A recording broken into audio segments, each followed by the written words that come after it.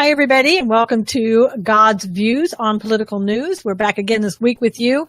There's a lot happening, Bill, in Houston. I know that there's a lot of devastation. Some of the, the levees are starting to break down in the east part of Texas. That's the news I heard on the way here. So, yeah, I'm in Brazoria County, I believe it is, which is south and west of Galveston. So that levee has breached, and I think there are reservoirs in the Houston area that are beginning to spill over. So what I heard is going to trickle over, but it's going to be a steady trickle. So anyway. Go ahead. I'm sorry. I was just going to say, through the years, I've spoken down the Houston area all over that part of the state. And, a lot of those little towns and communities, they're calling out and talking about this is what's going on here, what's going on there. I've been there, I've been in those places. So, I don't live there, obviously, but my heart goes out to them because, I know people down there. I know people who are encircled by water right now. It's not just Houston; it's all over that area. So it's bad.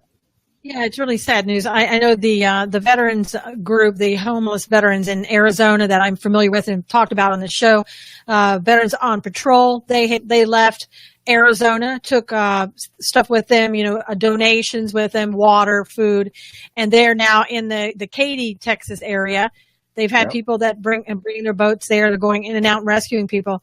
And apparently it is getting worse. We're up to now 15 deaths. The last one was a Houston police officer that actually died on Sunday trying to go to work. But they're just now finding out that, he had passed away and found him.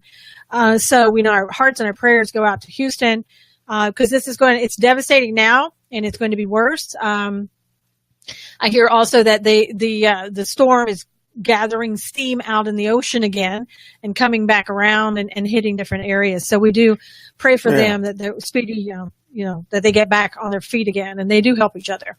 Yeah, it's bad. I was just listening to the news coming here to the studio, and they were describing how there was this man who right then, as they were watching, how he was standing in the bed of his pickup truck and waiting to be rescued, and the water's just continually rising. And as soon as they get him out, his truck begins to go underwater. So it's those kind of, very, very close calls. And so it's life and death. And, before we get off into other things, I do want to say,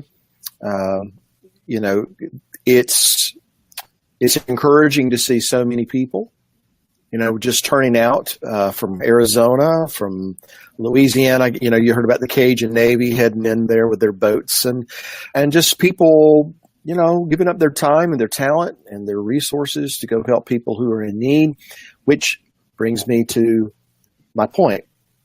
A lot of times there are people in this country who think it's the government's job to do this. It's the government's responsibility to do that.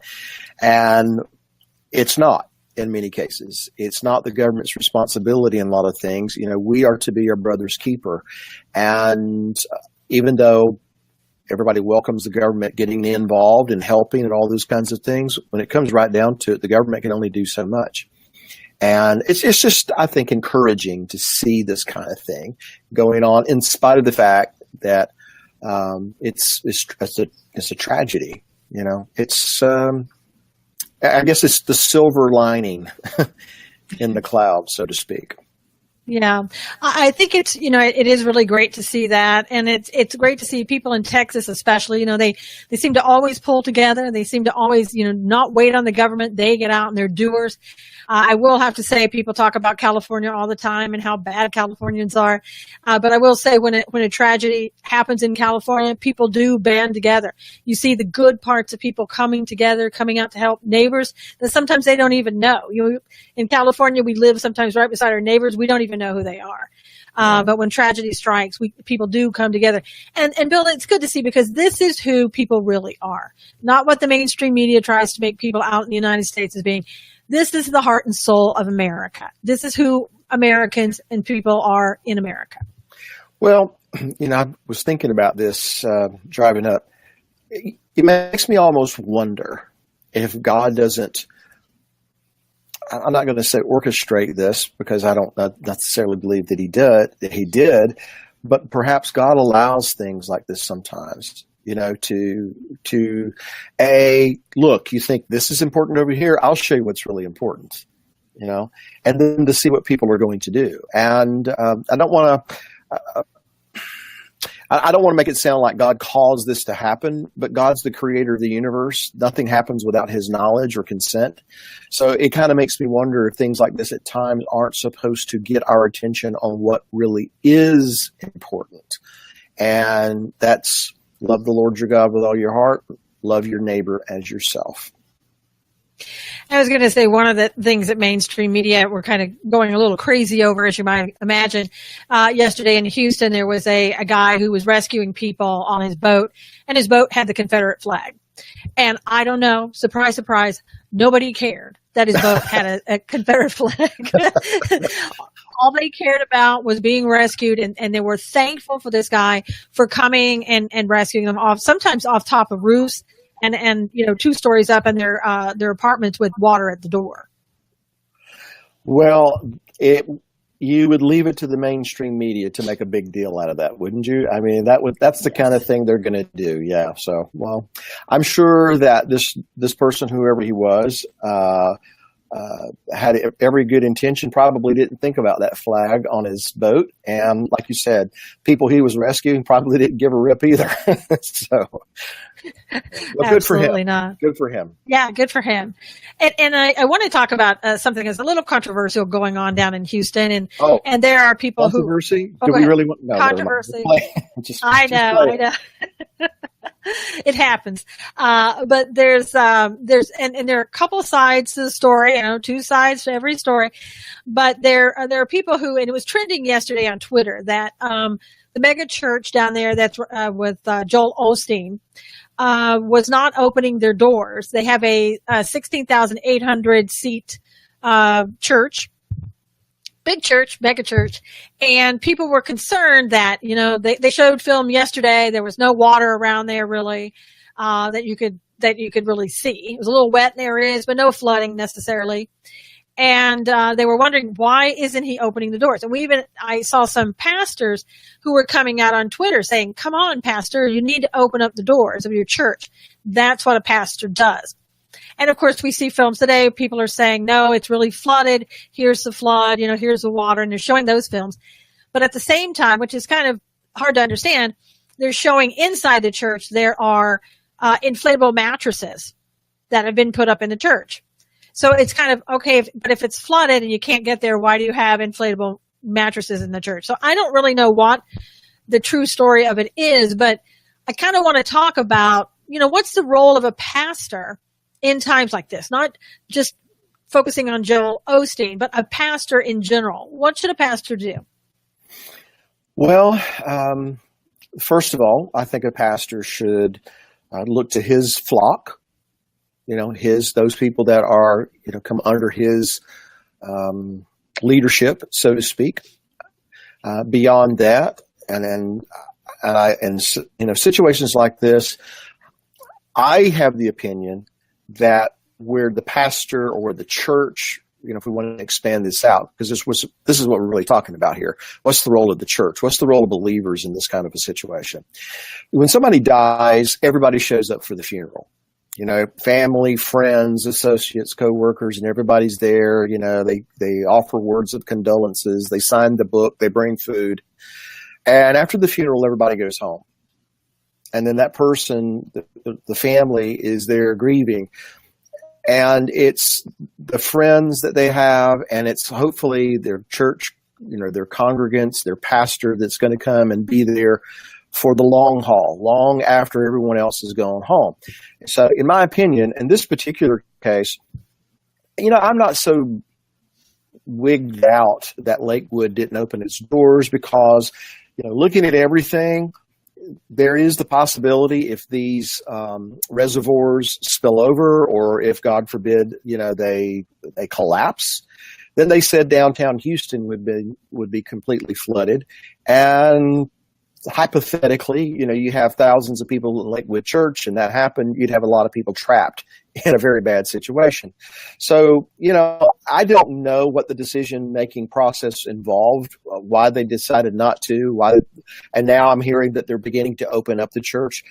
I don't know about that, but as far as the role of believers in these kinds of situations, yeah, we need to step in. We need to do everything we can do to help our neighbor, help the person living next door to us or down the street, and whatever we can do. If that means that we have a building that's available and it can help people in, absolutely. I believe that, congregations should do that, if the church was not in any precarious situation. You would like to think that a church would open its doors and call all of its members to be on hand to help people, and we'll see. But I'm going to say that the biggest role for God's people is going to be after the cameras have gone home, after the news cycle has gone and moved on to something else. That's going to be where God's people should step in or should continue to be there to help people long after the crisis has passed. That's my view.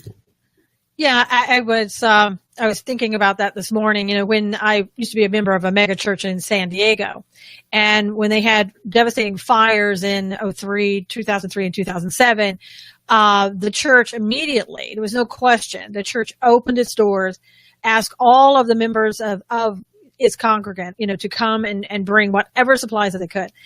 And they had so many supplies that it was almost they were having to turn people away because, they couldn't store them everywhere. But what I liked about it is that they reacted quickly. And it wasn't like, and we're talking about, this was like a brand new church. Some people have said to me, well, they didn't want to open up that mega church in Lakeland, I guess is where it's at, because it's a brand, it's a new church and, it might ruin the church. Those times come to me and it says to me in my head, what would Jesus do? Would Jesus worry about, well, it's a brand new church and I can't open the doors for a brand new church? Well, again, I don't know what the decision-making process involved. Right. I've heard different stories, that it is flooding or it's, on the breach of being flooded or it could flood.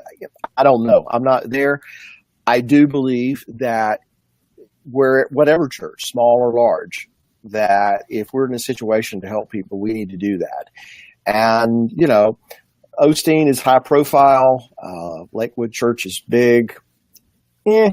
Easy target, Yeah, right. Easy to second guess why or why not. I think we just need to see what happens in the days and weeks ahead and how the churches in that area respond, how the church at large responds. Because again, I feel like right now, everybody's going to be involved, but eventually most everybody's going to go home. Yeah. And that's really when the rubber meets the road as far as I'm concerned, even though I realize that there are people who are having to be plucked out of the waters, and their life spared. So just to kind of sum it up, my view on the whole Lakewood thing is, I don't know. I'm not there. I can't really say one way or the other.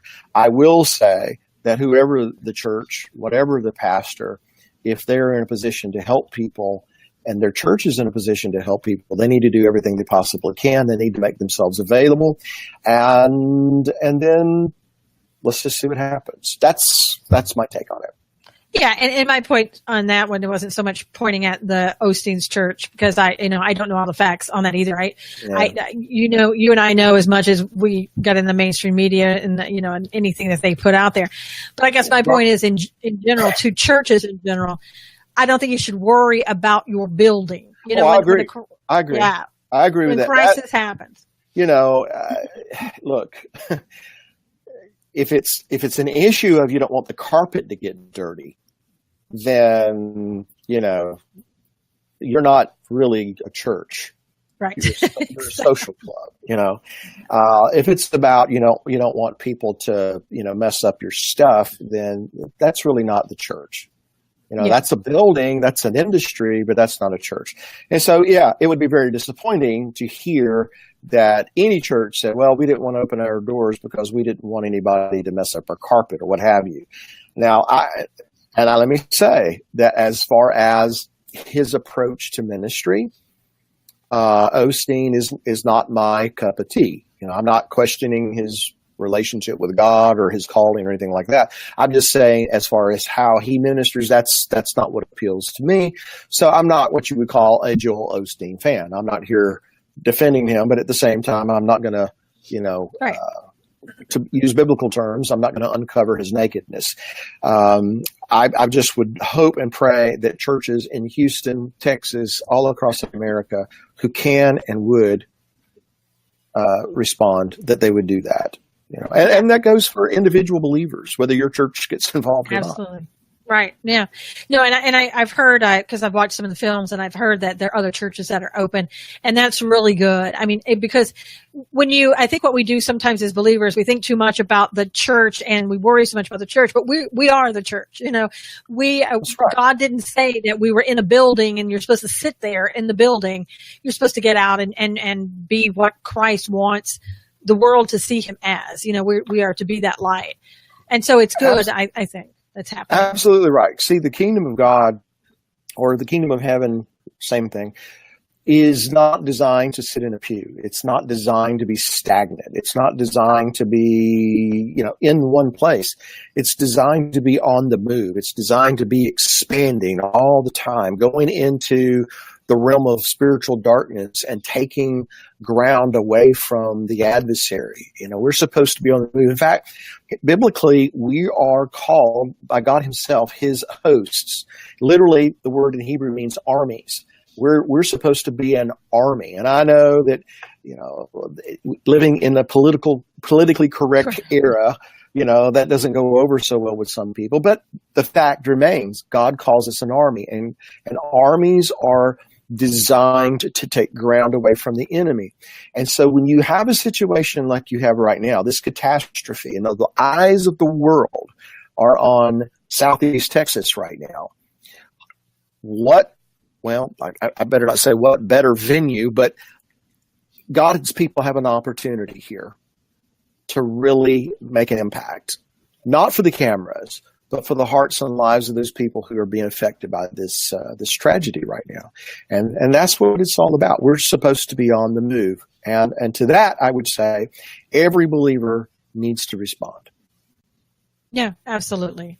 And I want to ask you, because I've heard some things from some pastors, and I wanted to get your opinion on this. As we know, or a lot of people know, that there is a whole convoy that went back over to the Middle East. Jared Kushner took other people back to the Middle East, went to Saudi Arabia, Qatar, Palestine, wherever else, and Israel. And again, to go back, what they were doing is, of course, once again, they want to try to let's get that peace agreement going. So they're once again back over there doing it. Now, I've heard some pastors say, just want to get your opinion. Like I said, I don't want to say one way or the other. I'll tell you in a minute where I stand. But they're saying they think what is happening in Houston right now is because it's a sign from God not to go over there in Israel and try to, make that peace agreement.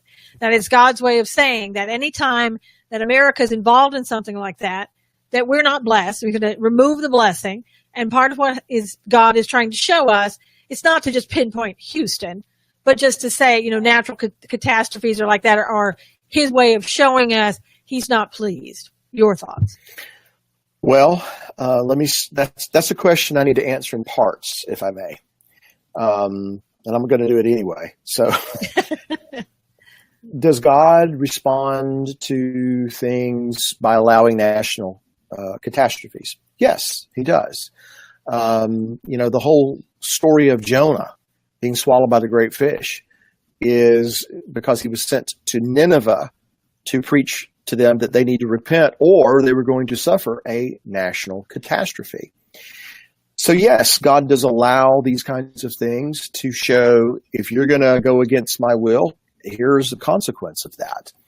Now, does every time a national catastrophe strike us, is that necessarily a sign that God's displeased about something. In general, my view is that because we live in a fallen world, these are things that happen. In Luke chapter 21, Messiah said that there will be signs in the sun, moon, and stars. By the way, last Monday, there was a sign with the sun and the moon in the heavens. There was that sign. And he said that there will be distress on earth, distress of nations with perplexity. And he also said the sea and the waves roaring. So that's what we're talking about this week, the sea and the waves roaring. Last week it was signs in the heavens. So yeah, I do believe that God speaks to us through these kinds of situations. As far as this particular hurricane and storm being a sign that God is displeased by this mission over in the Middle East, I would hesitate to go that far for this reason. I have yet to hear the news out of what come about as to whether or not we were pressuring Israel to do something that Israel didn't really want to do. I think that would be the key.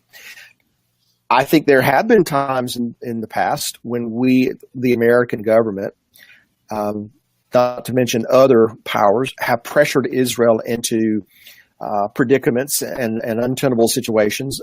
And there was something that happened over here.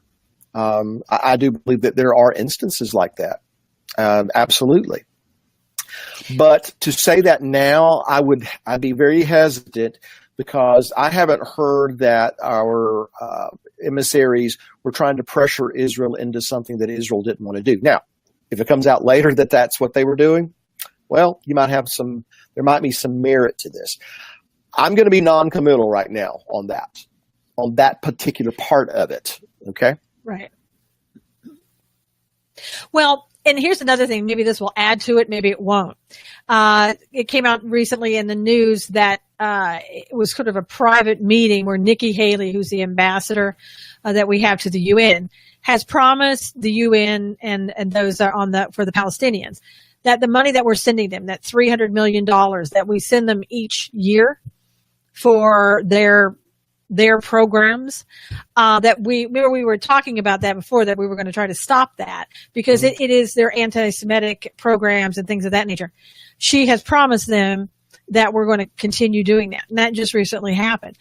I don't know if that's, part of what people are thinking they see or not. And again, we'll find out maybe somewhere along the line whether that was something that God is displeased with or not. But it is so hard to say in something like this. And I hate to connect it to something like Houston with the devastation there. Well, like I said, I'm going to be non-committal as far as that particular component of this topic. A lot of times, when we try to prognosticate about, what things mean, we end up with egg on our face. I can't tell you how many predictions have been made about when the Messiah was going to return and it didn't happen, and all these different things. I speculate about things, but I try not to be dogmatic about certain that I can't afford to be dogmatic about. Does God demonstrate his displeasure with the nation by allowing things to happen to that nation? Absolutely. The Bible is full of examples of that. Has that happened in our lifetime? Beyond any doubt, that's happened in our nation, in my lifetime.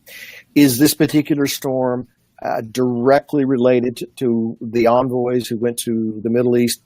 I'm not going to say that right now. We'll just have to wait and see what kind of stories come out. On top of that, right now, at least at face value, the current administration is a lot more favorable toward Israel than the former administration. And we had lots of problems in the last 8 years, but help me if I'm correct, we didn't have a national catastrophe like what we're witnessing right now. So, I mean, in terms of a storm like this. Well, we had Sandy in New Jersey, and it may not have been as catastrophic. We'll see, but Sandy was the only one I can think of. Well, and Sandy, to me, that's a whole other angle. Mm-hmm. Sandy is kind of what secured Obama's reelection. So, but that's another story, for another time.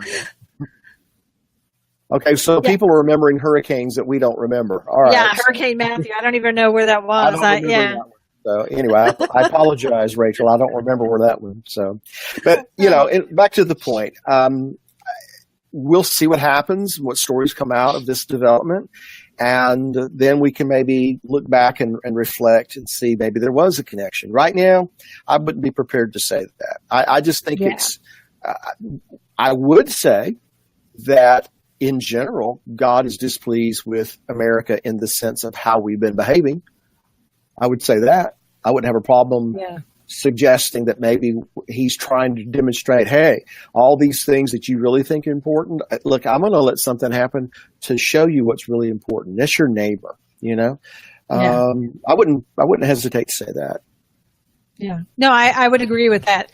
And I think, as time goes on, we're going to have more instances like that to make us realize what is really important. And, I'm not looking forward to them, meaning, because I think sometimes it will be in the form of natural catastrophes to make us remember who we are as a people, who we are as supposed to be as God's people, and remind us of what's important and where our focus should be. So, but I do see that coming.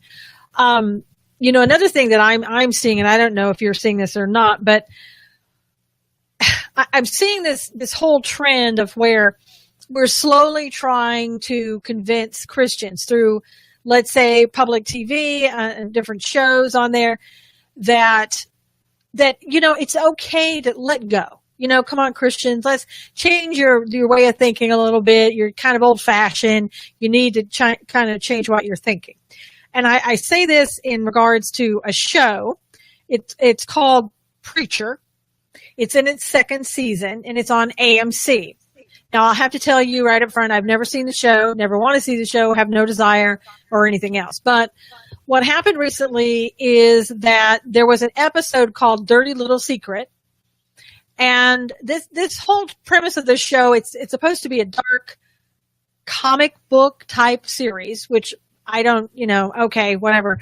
But in this first 7 minutes of this particular episode called Dirty Little Secret, the Jesus Christ character has sexual relations with the married woman. And during the scenes, you can see, I guess, silhouettes of them having, different sexual positions. And at the end of this scene, he turns to the woman and says, let's keep this a secret. I've got to go do something for my father, which was, meaning referring to God and the Last Supper and crucifixion. Now, to me, Bill, that the whole premise of that is blasphemous. I'm sitting here. That's the first time I've heard this. Dear God, whoever wrote that? And whoever had the gumption to portray that, they're probably too dumb or too, I don't know what the word would be, to realize how blasphemous that is and what awaits them if they do not turn from that. And because yes, it is blasphemous. And never heard of it before. And, but I can't say that I'm surprised.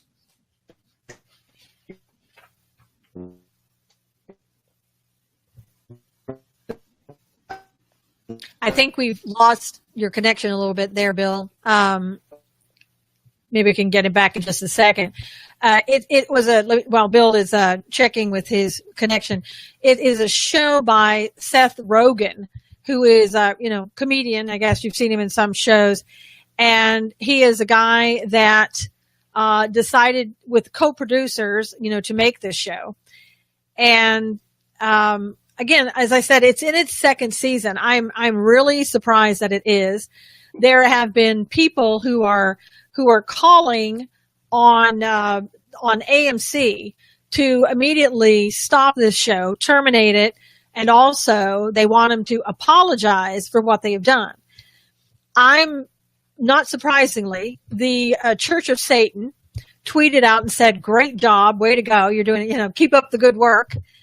And, there are other groups like $1 Million or 1 Million Moms group or whatever. There's a link in my article at susanknowles.com. I wrote about this because it was so disturbing to me that this doesn't have every Christian turned upside down, and saying what a horrible thing this is. Now, Bill, again, it's one of those things where I think people have told me that are Christians saying, I watched the show. I started to watch the show. I watched it for a little while. And each time it seemed to get a little bit worse. And then when I saw that episode, it was like, okay, I'm done. I mean, isn't that kind of what the enemy does? Sure. Subtly kind of brings you to this place? Sure. He seduces you with something that appears to be good or looks attractive, or that's the way he's always done it. But, I had to kind of get my internet working again here. And you mentioned that this was produced by Seth Rogen. And I think I know who that is. In my mind, he's this little chubby guy with curly hair that's been in some pretty awful, raunchy movies in times past. And yeah. Okay, so, all right. I'm not surprised anymore. It's blasphemous. The book of Revelation talks about how in the end days people would be like this. They would be blasphemous just because they could. And then, wow. I think that anybody who's a believer should be outraged at this. And let's face it, in this day and time, other than our prayers, here's what speaks to these kinds of people: our pocketbooks. Exactly. That's what these people respond to. Our pocketbook. And so a lot of times, I pray about situations and I vote with my pocketbook, and so anything that's going to support this, I'm definitely not going to have anything to do with it. And what was the network you said this AMC. was aired on? AMC. You mean American Movie Classics? Yes. That's the network. Oh my goodness. I didn't know this. This is all new to me. So, okay, well, guess what? I'll be blocking that one off my list. Yeah. And see, one of the reasons that I wrote that article is because I knew, mainstream media, of course, didn't really report on it too much and say, hey, we have a problem here.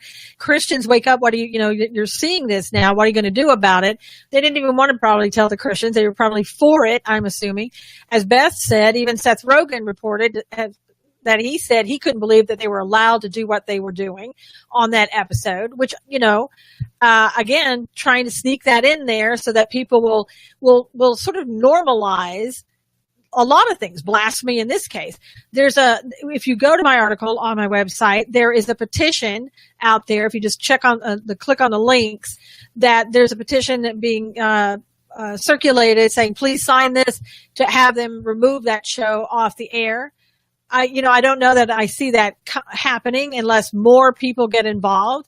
And we really do need to stand up as Christians. And somebody said to him, hey, I bet you wouldn't do this to Islam. You're making fun of Christians, and you're not making fun of, you're blaspheming God. But I wouldn't see you doing this to Allah. And of course, he woun't do that. It was just Christians that they would do it to. He might lose his head if he did it to that. Right. But anyway, well, all I know to say to that, Susan, is there's a reason that people think they can get away with this. And the reason is because they can. Yeah. And why can they? Because we've become lazy. We've become apathetic. We've become that, and I'm speaking in general terms here, we've become that Laodicean congregation the Messiah talks about. He says that you see yourself one way, but I see you in another way.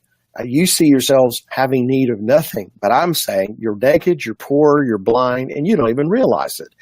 That pretty much describes the church at large. And again, I'm not specifying any particular group other than to say the church at large, and not just in America, all around the world, except in those places where they're having to deal with crisis every day. when they have nothing and no one else to turn to but the Lord, those are the places we see revivals taking place. That's where we see the zeal for righteousness being displayed. And, going back to what we were mentioning earlier, the storm and what's going on in Texas, maybe God does allow these kinds of things to happen to show us this is what's really important. It's not your stuff, because your stuff can disappear, whether it's in your house or whether it's in your church. Your stuff can disappear just like that. But what really counts is those people that you come in contact with and how you're going to impact their life for the good or for the bad. Well, and I think you make a good point. We have become very apathetic. We also have a reputation as Christians, I think, for being very passive. That's what we're supposed to be. I don't recall in the Bible where it says be a doormat to somebody.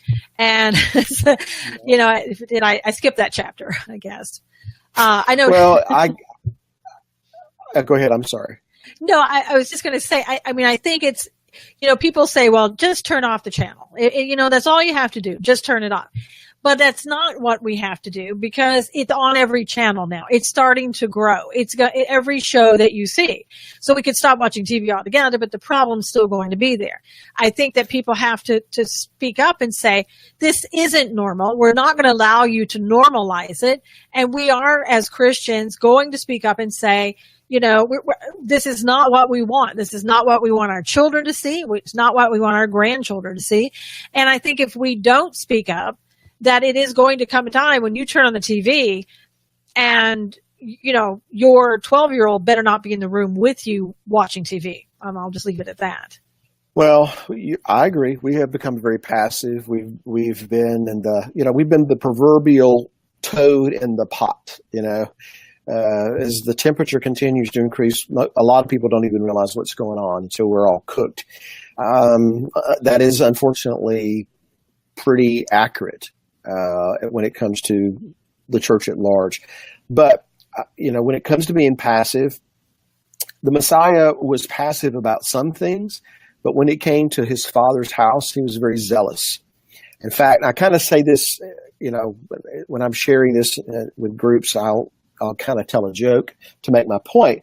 And that is, when the money changers were in the temple, and the Messiah went in there and he chased them out with a whip. You remember the story? Yes. Okay, well, I asked the question, why did he use a whip?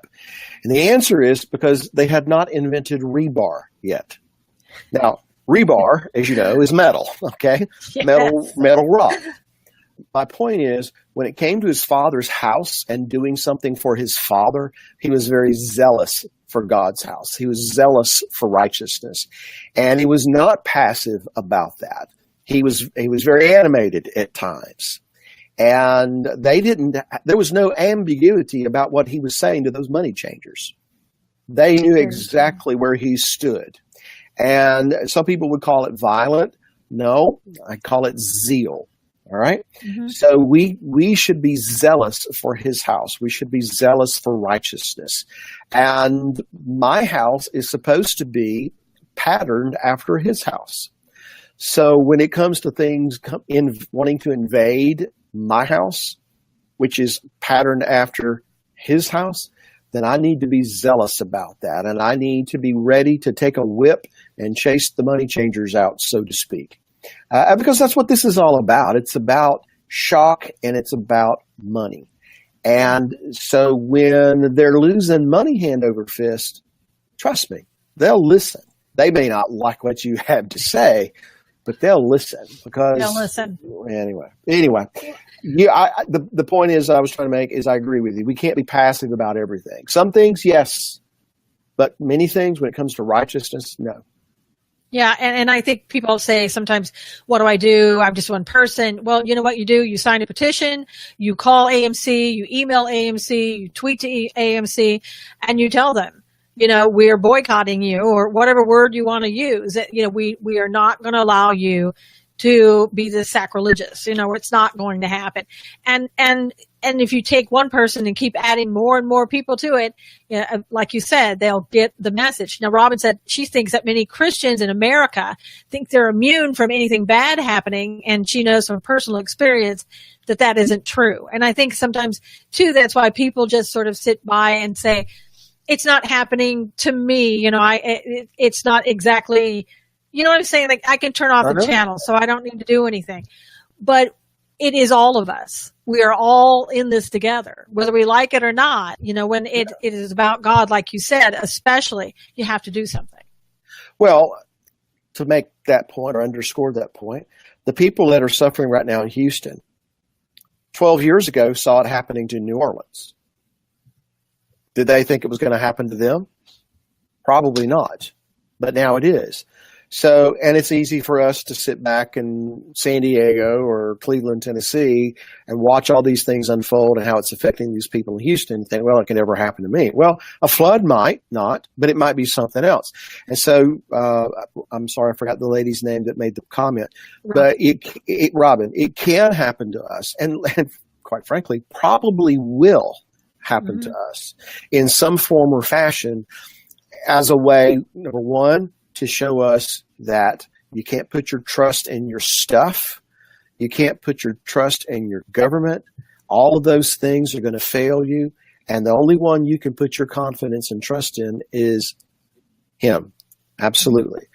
Secondly, as we've already talked about several times now, to get us to refocus and to reaffirm what's really important in life. Our stuff isn't. Our career isn't the most important thing. We all have to work. We all have to try to make a living and do those things. But why? So that we can raise our families, so that we can train them in things that are righteous, so that we can multiply what is good and what's sacred and what's holy, so that you don't have the Josh Rogans or whatever his name is thinking, Seth Rogen, whatever, thinking they can get away with these kinds of things.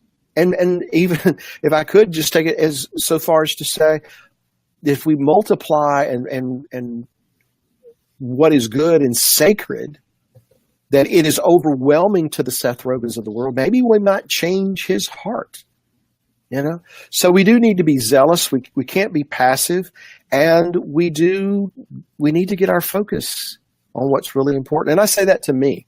I mean, this whole weekend has, just really helped me once again, kind of realign what's really important, or refocus on what's really important. And it's not about our stuff. It's not about our homes. It's not about this, that, and the other. It's about our loved ones, those that God has given us the privilege to be in relationship with, our friends, and God maybe has allowed something to happen in this nation to speak to those who have an ear to hear what he's saying and a heart to be penetrated with his voice as to what really is important in this world. And I want to say too, I was really glad to see, the Southern Poverty Law Center has been very critical about Christians lately, and they've even labeled them a hate group. And D. James Kennedy Ministries filed a lawsuit against the Southern Poverty Law Center, also the charity navigation organization GuideStar, and Amazon for defamation, religious discrimination, and trafficking in falsehood. Now, that's kind of like the first time that I've seen an organization kind of come out and say, look, we're not going to take this. You're not going to sit there and label us as Christians as a hate group. It's not going to happen, and we're going to fight back against you. And one of the things that GuideStar did, they wouldn't allow them supposedly to be in the donation program, and Amazon wouldn't either. Amazon has this Amazon Smile that allows charities to get donations from every time that you buy something on Amazon. And they denied the D. James Kennedy Ministries the right to be able to do that. That's what's being alleged in the lawsuit anyway. And it says here from Dr. Frank Wright, who is the president and CEO of the ministries, he said, "We embark today on a journey to right a terrible wrong. those who knowingly label Christian ministries as hate groups solely for subscribing to the historic Christian faith are either woefully uninformed or willfully deceitful. In the case of the Southern Poverty Law Center, our lawsuit alleges the latter. And I say, good for you. Good for them, and maybe they'll get some of George Clooney's money. Yeah. So, then he donated $1 million to it. He donated $1 million just recently to this this group that you mentioned their name. So yeah, maybe wisdom and justice will prevail, and they'll get some of Clooney's money. Yeah, wouldn't that be a hoot? That would be great. For him to make a large donation to D. James Kennedy Ministries. Well, yeah, because George Clooney, in my mind, has no reason to give to the Southern Poverty Law Center except for the fact that he wants to go against a Christian organization and that he believes they are a hate group. Why else would you give money to them? And I think he gave it to them right around the time that this lawsuit was filed. So it came, right at the same time. So there are so many people that we see, going against the Christian faith, labeling them hate groups. While on the other hand, we have, Antifa out there who the mainstream media is labeling as peaceful protesters. Something's not quite right. What was the chant in Berkeley? No hate, no Trump, no USA, something like that? It's no Trump, no wall, no USA at all. Well, at least they're honest about what they're really about. They're not some group that's fighting hate and white supremacists. They're against America. I did say today where, what's his name? Joe Scarborough, on Morning Joe finally come out and said that the Antifa is the fastest. I haven't seen what the response to that has been from the left, but I thought, well, I can't see him that he's come to his senses because he's still pretty tight with what's her face, Micah, whatever her name is. I think they got married Yeah. Well, anyway, the Washington Post had also come out and had a headline that the Antifa attacked peaceful right-wing protesters. And so it makes me wonder, okay, what's going on? That some of these outlets are starting to acknowledge this. Is that they've just become so obviously and blatantly un-American, anti-American, they have no choice, or I don't know. Jury's still out on that one. But yeah, these people are for the overthrow of the United States, plain and simple. Yeah, I mean, I think a week or so ago, we talked about this, that they're a communist group. They're anti-God, anti-America. They want the overthrow of the government. That's what they are. And Bill, it even went so far, if you look back, and this is why it's so good sometimes to have a book rather than everything online, because things can be erased. Books can be burned. I thought you meant to throw at them. Oh, I'm sorry. I messed up. No, that probably wouldn't stop them at all. But the definition of fascism has changed. It used to be, if you go and look at an old definition, it's about the left, and they've made it about the right. Fascism, communism, about as far left as you can go. But that's not. I mean, again, look at this biblically, how everything is just the opposite. Didn't God say in the end days, that everything would be just the opposite? I mean, really, and we're seeing it happen. Isaiah 5, good is evil, evil is good, bitter is sweet, etc. Yeah.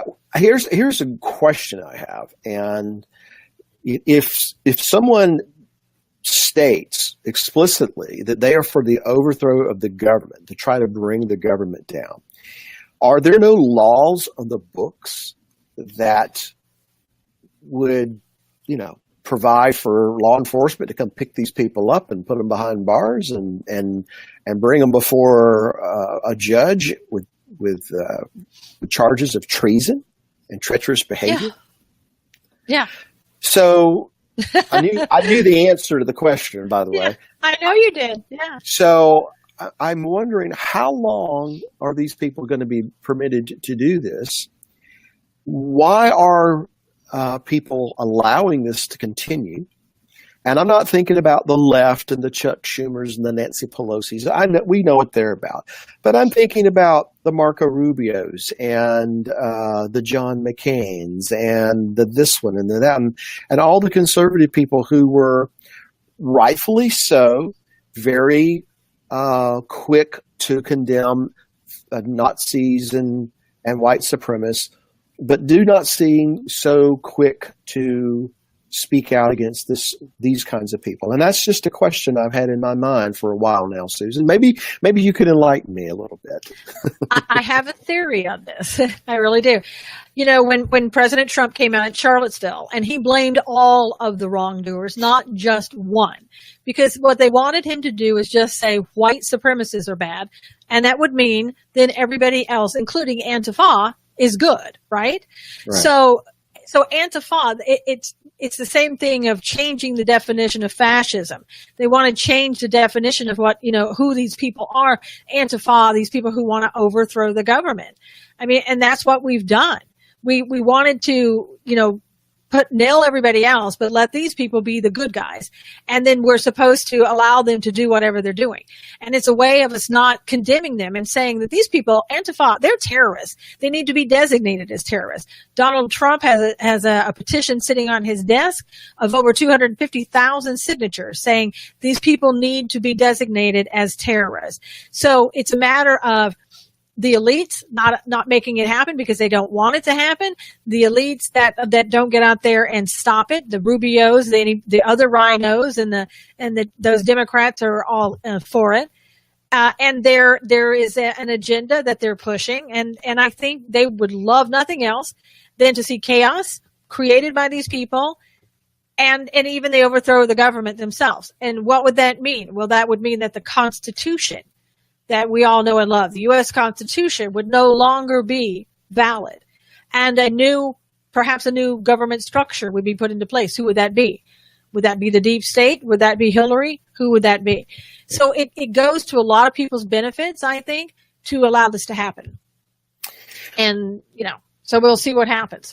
Well, the Bible says, let every man be a liar, but let the word of God be true. And so while all these things are happening in Texas and Berkeley, and you see all this chaos, and it seems like everything's coming unraveled, we need to keep in mind as believers that even though it seems like everything's coming unraveled, God's still in control of everything. But it's going to be very important for us to refocus on what He says is important, get our eyes on Him. And I know that sounds cliche. We've used that so often, it sounds cliche.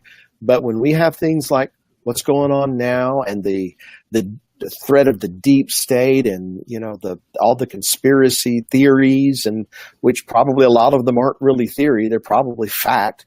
But there's only certain things that you and I can do as individuals. We can speak up, we can speak out, we can boycott AMC, we can do this, we can do that. But at the end of the day, the most important thing that we need to be doing is keeping our focus on God, making sure we're upright before Him, because when He sets His hand to make things right, we need to be on the right side. That's absolutely. And Bill, I have said for weeks what we really need to see, and this is really about God. We need to bring back lawfulness, because that's what God is about, meaning God would want lawfulness, not lawlessness. And we're not doing that. We have Antifa now saying that starting on November 4th, they're going to go to all these major cities, and they're going to basically camp out in these cities until, kind of like an Occupy Wall Street, until the president and vice president have been removed from office. We see them saying, that they were going to march, and I believe they're already in the process, if they're not already there, marching from Charlottesville to Washington, D.C., and going to occupy Washington, D.C. until the president and vice president are removed. And at the same time this is happening, I don't know if you recall when Obama signed that executive order that did away with the police department having access to military type weapons. And, grenade launchers, you name it, whatever the military has, they were giving to the police, and Obama banned that. Well, President Trump supposedly is set to sign an executive order that will start allowing the police departments to have that type of equipment. I guess I'm saying, do we not see that a battle is brewing here, a potential battle, let's say, and how is that going to end? And like you said, make sure you're on the right side when it does. And whether that's the big battle or if it's a fight for our country, I think we're approaching it, and something needs to be done to stop it. And I don't know what the president or the police have in mind to do it, but to me, it makes sense to stop it now before it gets to that type of situation. Well, there are certain things that men have set in motion, and I'm not here to say that one political philosophy is superior to another political philosophy within the context of freedom and liberty and things like that. Communism obviously is a bad philosophy. Socialism is a bad philosophy. But when the context of liberty, to say conservatives is better than the other, my point is political means are not going to win the day in this day and age in which we live. A politician is not going to save us. A political party is not going to save us. A political philosophy is not going to save us. There's only one who can save us, and he doesn't respond to picket signs. He doesn't respond to boycotts and those kinds of things. He responds to bended knees, contrite heart, broken spirits, and repentance. That's what he responds to. And so if we want to avert what seems to be the inevitable conflict that's ahead of us, and I agree with you, if we want to avert that, there is really only one way, and that is for you and me and all of us to join together and humble ourselves before him. A lot of people, unfortunately, a lot of Christians do not see that as practical. Sorry, it's the most practical thing we can do. It's in one sense, compared to boycotts and protests and these kinds of things, it takes a lot less effort to do that. It's just that we have to be at the place of humbling ourselves and dying to our will to humble ourselves before God. But that's the most practical thing we can do. And because we're living in very desperate times, and I think that was your point. Yeah. And I think that you're right. I mean, I tell people all the time, and myself included, my focus can't be 90% even on news and politics and what's going on. Although I spend a lot of time doing that, in the back of my mind, I'm questioning myself all the time.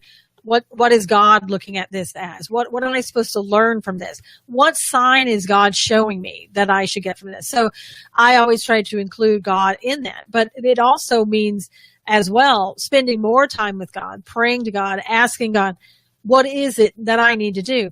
And as you kind of point out too, Bill, we're all responsible for this being, our society being where it is today.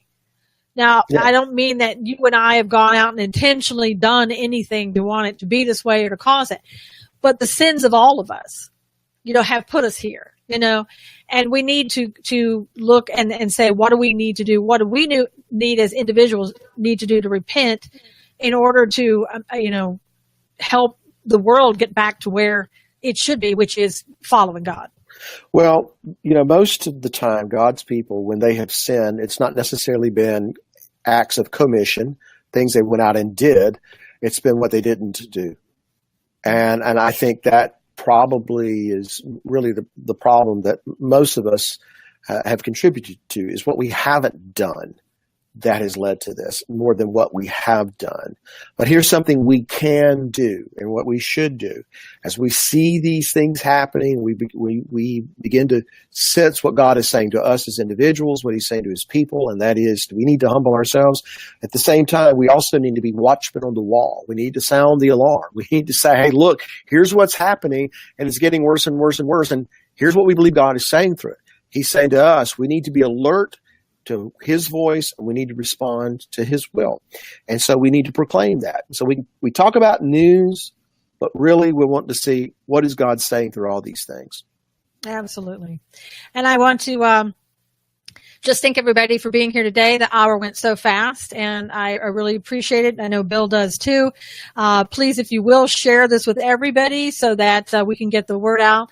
Until then, again, we pray for Houston, and our hearts and our prayers are with you. Thank you, everybody. We'll see you again next week. God bless you.